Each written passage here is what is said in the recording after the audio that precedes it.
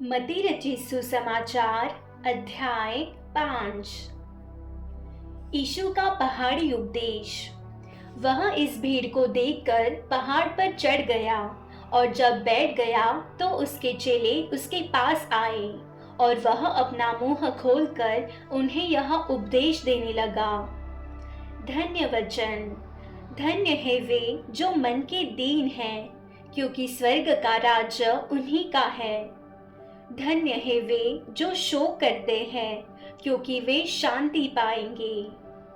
धन्य है वे जो नम्र हैं, क्योंकि वे पृथ्वी के अधिकारी होंगे। धन्य है वे जो धार्मिकता के भूखे और प्यासे हैं, क्योंकि वे तृप्त किए जाएंगे। धन्य है वे जो दयावंत हैं, क्योंकि उन पर दया की जाएगी। धन्य है वे जिनके मन शुद्ध है, क्योंकि वे परमेश्वर को देखेंगे। धन्य है वे जो मेल कराने वाले हैं, क्योंकि वे परमेश्वर के पुत्र कहलाएंगे। धन्य है वे जो धार्मिकता के कारण सताए जाते हैं, क्योंकि स्वर्ग का राज्य उन्हीं का है। धन्य हो तुम जब मनुष्य मेरे कारण तुम्हारी निंदा करे और सताए और झूठ बोल बोलकर तुम्हारे विरोध में सब प्रकार की बुरी बात कहे, तब आनंदित और मगन होना, क्योंकि तुम्हारे लिए स्वर्ग में बड़ा फल है। इसलिए कि उन्होंने उन भविष्यवक्ताओं को जो तुमसे पहले थे इसी रीति से सताया था। नमक और ज्योति। तुम पृथ्वी के नमक हो, परंतु यदि नमक का स्वाद बिगड़ जाए तो वह फिर किस वस्तु से नमकीन किया जाएगा? फिर वह किसी काम का नहीं, केवल इसके कि बाहर फेंका जाए और मनुष्यों के पैरों तले रौंदा जाए। तुम जगत की ज्योति हो। जो नगर पहाड़ पर बसा हुआ है वह छिप नहीं सकता, और लोग दिया जलाकर पैमाने के नीचे नहीं परंतु दीवट पर रखते हैं, तब उससे घर के सब लोगों को प्रकाश पहुंचता है। उसी प्रकार तुम्हारा उजियाला मनुष्यों के सामने चमके, कि वे तुम्हारे भले कामों को देखकर तुम्हारे पिता की जो स्वर्ग में है बड़ाई करे। व्यवस्था की शिक्षा। यह न समझो कि मैं व्यवस्था या भविष्यवक्ताओं की पुस्तकों को लोप करने आया हूँ। लोप करने नहीं परंतु पूरा करने आया हूँ, क्योंकि मैं तुमसे सच कहता हूँ कि जब तक आकाश और पृथ्वी टल न जाए तब तक व्यवस्था से एक मात्रा या एक बिंदु भी बिना पूरा हुए नहीं टलेगा। इसलिए जो कोई इन छोटी से छोटी आज्ञाओं में से किसी एक को तोड़े और वैसा ही लोगों को सिखाए, वह स्वर्ग के राज्य में सबसे छोटा कहलाएगा। परंतु जो कोई उन आज्ञाओं का पालन करेगा और उन्हें सिखाएगा, वही स्वर्ग के राज्य में महान कहलाएगा।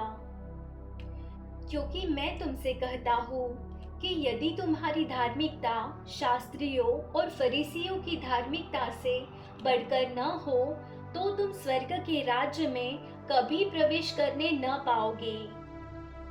क्रोध और हत्या। तुम सुन चुके हो कि पूर्वकाल में लोगों से कहा गया था कि हत्या न करना, और जो कोई हत्या करेगा वह कचहरी में दंड के योग्य होगा।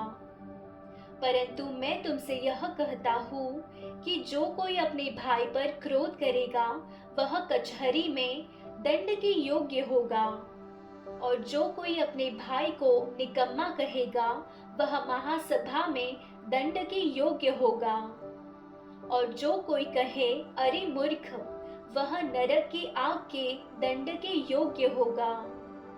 इसलिए यदि तू अपनी भेंट वेदी पर लाए और वहां तू स्मरण करे कि तेरे भाई के मन में तेरे लिए कुछ विरोध है, तो अपनी भेंट वही वेदी के सामने छोड़ दे और जाकर पहले अपने भाई से मेल मिलाप कर और तब आकर अपनी भेंट चढ़ा।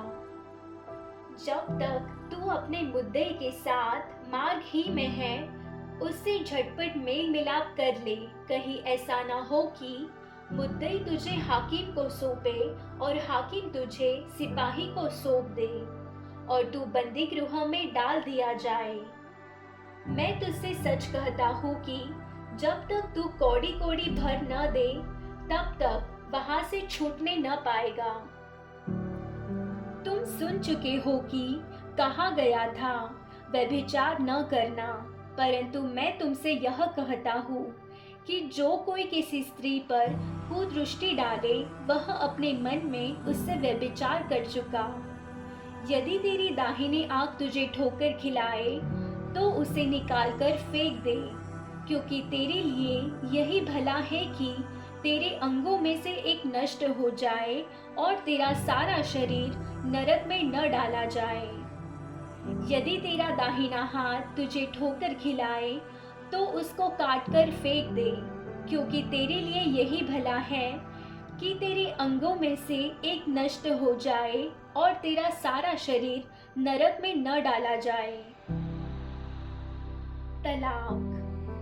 यह भी कहा गया था, जो कोई अपनी पत्नी को तलाक देना चाहे तो उसे त्याग पत्र दे, परंतु मैं तुमसे यह कहता हूँ कि जो कोई अपनी पत्नी को व्यभिचार के सिवा किसी और कारण से तलाक दे, तो वह उससे व्यभिचार करवाता है, और जो कोई उस त्यागी हुई से विवाह करे, वह व्यभिचार करता है।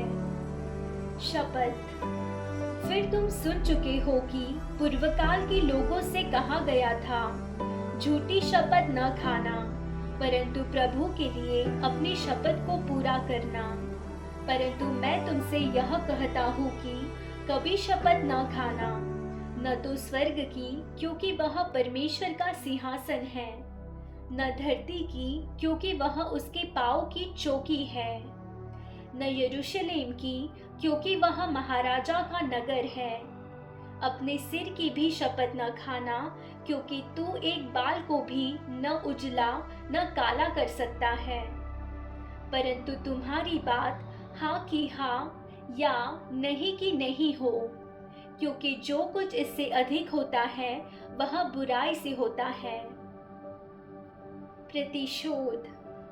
तुम सुन चुके हो कि कहा गया था, आँख के बदले आँख और दांत के बदले दांत, परंतु मैं तुमसे यह कहता हूँ कि बुरे का सामना न करना, परंतु जो कोई तेरी दाहिने गाल पर थप्पड़ मारे, उसकी और दूसरा भी फेर दे। यदि कोई तुझ पर नालिश करे और तेरा कुर्ता लेना चाहे, तो उसे दोहर भी लेने दे। जो कोई तुझे कोस भर बेगार में ले जाए, तो उसके साथ 2 कोस चला जा। जो कोई तुझसे मांगे उसे दे, और जो तुझसे उधार लेना चाहे उससे मुंह न मोड़। शत्रुओं से प्रेम। तुम सुन चुके हो कि कहा गया था, अपने पड़ोसी से प्रेम रखना और अपने बैरी से बैर, परंतु मैं तुमसे यह कहता हूँ कि अपने बैरियों से प्रेम रखो और अपने सताने वालों के लिए प्रार्थना करो, जिससे तुम अपने स्वर्गीय पिता की संतान ठहरोगे, क्योंकि वह भले और बुरे दोनों पर अपना सूर्य उदय करता है और धर्मी और अधर्मी दोनों पर मेघ बरसाता है। क्योंकि यदि तुम अपने प्रेम रखने वालों ही से प्रेम रखो, तो तुम्हारे लिए क्या फल होगा? क्या महसूल लेने वाले भी ऐसा नहीं करते? यदि तुम केवल अपने भाइयों ही को नमस्कार करो, तो कौन सा बड़ा काम करते हो? क्या अन्य जाति भी ऐसा नहीं करते? इसलिए चाहिए कि तुम सिद्ध बनो, जैसा तुम्हारा स्वर्गीय पिता सिद्ध है।